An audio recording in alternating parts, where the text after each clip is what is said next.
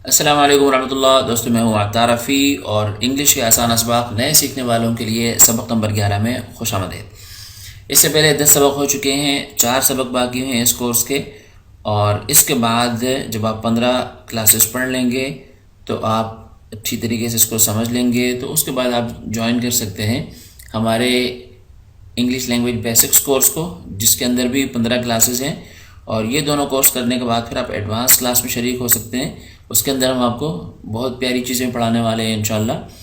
तो ये है आज का सबक। आज के सबक में हम पढ़ेंगे गुड एट।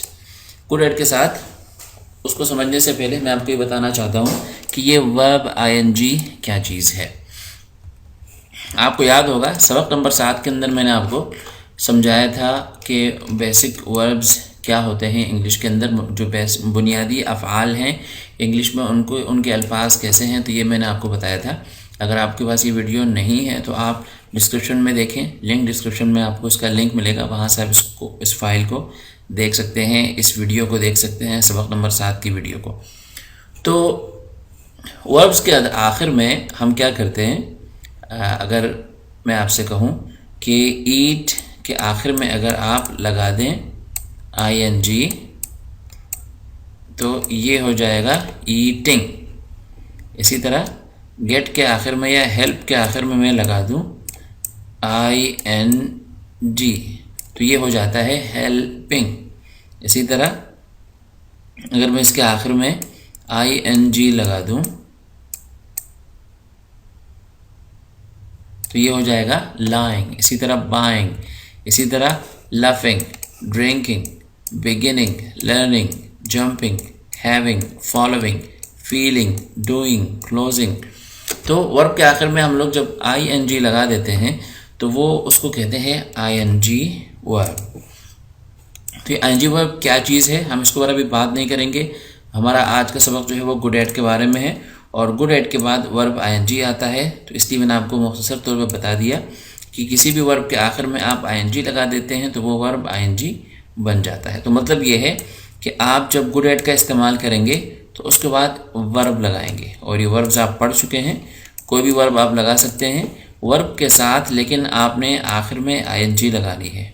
जैसे कि अगर आप हैव लगाना चाहते हैं तो आप कहेंगे हैविंग। अगर आप कहते हैं फॉलो तो आप कहेंगे फॉलोइंग। अगर आप कहते हैं लर्न तो इसका मतलब होगा आप कहेंगे लर्निंग। तो ये इसका मकसद है वर्ब आईएनजी का। तो अब आते हैं गुड एट की तरफ। गुड एट का मतलब होता है उर्दू में या हिंदी में हम कहते हैं कि मैं इस काम में अच्छा हूँ, ये काम मुझे बहुत अच्छा आता है। तो इस जुमले को इंग्लिश में कहा जाता है गुड एट के ज़रिए से। तो अगर मैं कहूँ कि मैं रियाजी में अच्छा हूँ तो मैं कहूँगा आई एम गुड एट मैथ्स, मिसाल के तौर पर। तो ये है गुड एट। तो एक चीज़ मैं आपको बताना भूल गया कि इसके अंदर या तो अगर वो वर्ब है तो वर्ब के साथ आईएनजी आएगा, लेकिन अगर वो वर्ब नहीं है तो वो सिर्फ नाउन आएगा। यानी अगर वो नाम है तो वो सिर्फ नाम आएगा, उसके साथ आईएनजी नहीं आएगा। मिसाल के तौर पर जैसे मैंने जी मिसाल दी आपको गुड एट मैथ्स, यानी मैं रियाजी में अच्छा हूँ, तो नाउन के आखिर में आप आईएनजी नहीं लगाएंगे, आईएनजी सिर्फ वर्ब के आखिर में लगेगा। तो चलिए मिसाल देखते हैं। यहाँ पर आप समझ गए कि ये जो आपको नज़र आ रहा है ये सारे सब्जेक्ट्स हैं और इसके अंदर आपका जो वर्ब है उसको हम समझ लीजिए कि वर्ब यहाँ पर लिख दिया है तो ये आपका कम्प्लीमेंट है और ये भी समझ लीजिए कि कम्प्लीमेंट का हिस्सा है। तो इसमें मैंने क्या किया है, जो वर्ब्स हैं सब्जेक्ट और वर्ब्स को मैंने एक ही खाने में लिख दिया है और ये सारा आपका कम्प्लीमेंट है। तो आज जो मैंने सब्जेक्ट और वर्ब को एक साथ लिखा है इसमें इसके अंदर भी मैं आपको कुछ समझाऊंगा। तो बहरहाल ये हमारा आज का सबक है। तो शुरू करते हैं। आई एम जो वर्ब, तो जो वर्ब है वो आपको नज़र आ रहा है कि आई के साथ मैंने लिख दिया है एम और ये जो निशान है इस निशान को कहते हैं अपोस्ट्रोफी। इस निशान को आप छोड़ दें। बहरहाल कहने का मकसद ये है कि आई एम को अगर आप मुख्तसर करके लिखना चाहें, छोटी शक्ल में लिखना चाहें तो उसको लिखा जाता है इस तरह। तो उसका तरीका ये होता है कि सबसे पहले आप लिखेंगे आई, उसके बाद आप ये निशान लगाएंगे और उसके बाद एम का जो ए था उसको आप नहीं लिखेंगे और सिर्फ एम को लिखेंगे और ये तीनों चीज़ें आप मिला के लिखेंगे। तो ये होता है इसको हम कहते हैं मुखफ़फ़ शक्ल, यानी आई एम को अगर आप मुख्तसर लिखना चाहें तो उसका तरीक़ा ये है, आप उसको लिखें आई एम। इसको पढ़ते भी इसी तरीके से हैं, आई एम वो पुराना तरीका, आई एम ये है मुखफ़फ़ तरीका, मुख्तसर तरीका I am good at swimming. तो good at swimming I am good at swimming, मैं तैरने में अच्छा हूँ या मुझे तैरना अच्छा आता है। इसी तरह वी आर, तो यहाँ पर वी आपने लिखा, आर का ए आपने नहीं लिखा, उसकी जगह पर ये निशान लगाया और आपने लिखा आर ए, जिसको हम पढ़ते हैं we are good at swimming, we are good at swimming, we are good at swimming, हमें नहाना अच्छा आता है, हमें तैरना अच्छा आता है। इसी तरह you are good at swimming, आप तैरने में अच्छे हैं, you are good at swimming. ये दो इसलिए हैं कि एक आदमी को भी कहते हैं यू, और अगर कई सारे लोग हैं तो उनको भी यू कहा जाता है।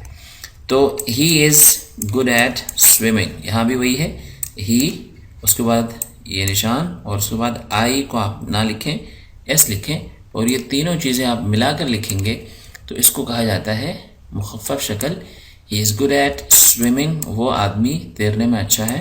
She is good at swimming, it's good at swimming, यहाँ भी वही इट इज़ था तो ये हो जाएगा it's good at swimming. Kashif is good at swimming, Imran and Junaid are good at swimming. आपने नोट किया होगा कि जो नाउन के साथ जो वर्ब होता है उसको हम मुखफ़फ़ नहीं लिख सकते, उसकी हम मुख्तसर शक्ल नहीं लिख सकते। तो जो प्रोनाउंस के साथ हम लिख सकते हैं, नाउन और उसके साथ हम नहीं लिख सकते। इसी तरह देयर गुड एट स्विमिंग, यहाँ पर भी दे ए आपने नहीं लिखा, उसकी जगह कॉमा लिखा और आर ई, तो दे आर पूरा, देयर ये मुख्तसर शक्ल, तो they are good at swimming, उन सबको नहाना अच्छा आता है। तो ये थी जी जुमले जो गुड एट के साथ जब हम वर्ब आईएनजी लगाते हैं तो क्या उसका नतीजा निकलता है, ये आपने देखा। अब चलते हैं सबक के अगले हिस्से की तरफ। इस हिस्से में हम देखेंगे कि इसका नेगेटिव और क्वेश्चन यानी मनफी जुमला और सवालिया जुमला कैसे बनाया जाता है। तो ये पॉजिटिव जुमला है, they are good at swimming, वो सारे लोग तैरने में अच्छे हैं, उन्हें तैरना अच्छा आता है। उसका नेगेटिव हम बनाएंगे उसी तरीके से, आर के बाद हम लगाएंगे not, they are not good at swimming, वो सारे लोग तैरने में अच्छे नहीं हैं। Are they good at swimming, सवाल बनाने के लिए हमने जो आर की मुख्तसर शक्ल लिखी थी उसको हम शुरू में लाएंगे तो वो अपनी असली हालत पर वापस आ जाएगा। Are they good at swimming, क्या वो सारे लोग तैरने में अच्छे हैं। तो ये आपने सीख लिए 3 जुमले हम किस तरह बनाते हैं इंग्लिश में, गुड एट के बारे में अगर जुमला बनाना चाहें तो कैसे बनाते हैं। अब आइए मज़ीद कुछ मिसालें देखते हैं गुड एट की। आई am good at drawing, I am good at drawing, मैं नक्शे बनाने में अच्छा हूँ, मैं ड्राइंग में अच्छा हूँ। आई am good at swimming, I am good eight reading Chinese, I am good eight reading Chinese, Chinese ज़बान पढ़ना, चीनी ज़बान पढ़ना, तो मैं चीनी ज़बान पढ़ने में अच्छा हूँ या मुझे चीनी ज़बान पढ़ना आती है। आई एम गुड एट राइटिंग, मैं लिखने में अच्छा हूँ या मेरी लिखाई अच्छी है। तो आप इसको उर्दू में इस तरीके से भी बोलते हैं, मेरी लिखाई अच्छी है, जिसको आप इंग्लिश में आई एम गुड एट राइटिंग भी कह सकते हैं। आई एम गुड एट कुकिंग, मैं खाना पकाने में अच्छा हूँ या मुझे खाना पकाना अच्छा आता है।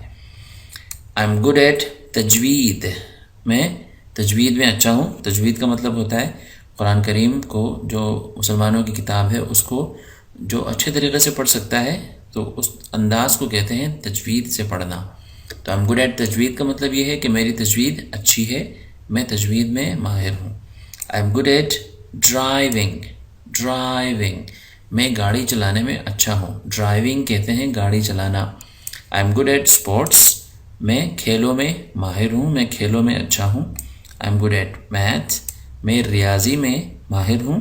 यहाँ आप देख रहे हैं ये वर्ब नहीं है तो इसने आईएनजी नहीं लिया। इसी तरह ये भी वर्ब नहीं है तो इसने भी आईएनजी नहीं लिया। ये वर्ब है ड्राइव करना, गाड़ी चलाना, तो इसने आईएनजी लिया। तो ये सारी चीज़ें आप देख लीजिएगा। आई एम गुड एट फुटबॉल, मैं फुटबॉल खेलने में अच्छा हूँ। तो फुटबॉल भी नाउन है, इसम है, तो इसने आईएनजी नहीं लिया।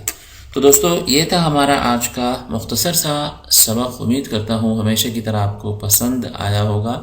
अगर आपको कोई चीज़ समझ में नहीं आती है तो प्लीज़ ज़रूर कमेंट करें, मुझसे रब्ता करें या मुझे बताएं। और अगली क्लास तक के लिए मैं हूँ अता रफ़ी, आपसे इजाज़त चाहता हूँ। अल्लाह हाफ़िज़।